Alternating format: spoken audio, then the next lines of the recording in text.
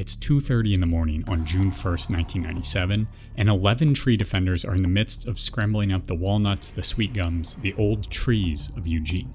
As one of the protesters, Jim Flynn, explains in the documentary If a Tree Falls, "We just went and did it, hoping that we could stave off the cutting for one day until that public hearing." The mission was clear.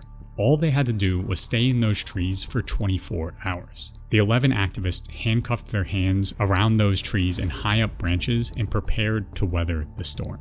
And the storm, certainly, riot cops arrive on the scene. Gas masks covering their faces, batons in hand, pepper spray and tear gas on their hips. They immediately get to work protecting the destruction of a historic landscape for the soon-to-be property of Symantec.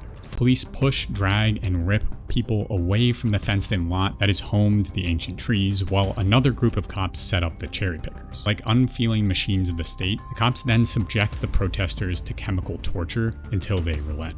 They douse each person in pepper spray all over their body, but especially their crotch, until they relinquish their hold on the old trees. 11 tree defenders soon turn to 7, who soon turn to 3, and then to one last tree sitter. Colonel Jim Flynn stood strong as the Eugene police relentlessly showered him with pepper spray. Every piece of his body was an inferno of pain.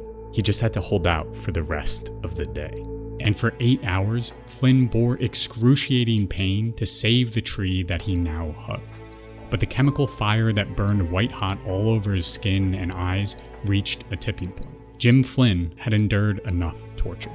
He finally relented. The cops hauled him down, washed him off, and threw him into jail for sitting in a tree.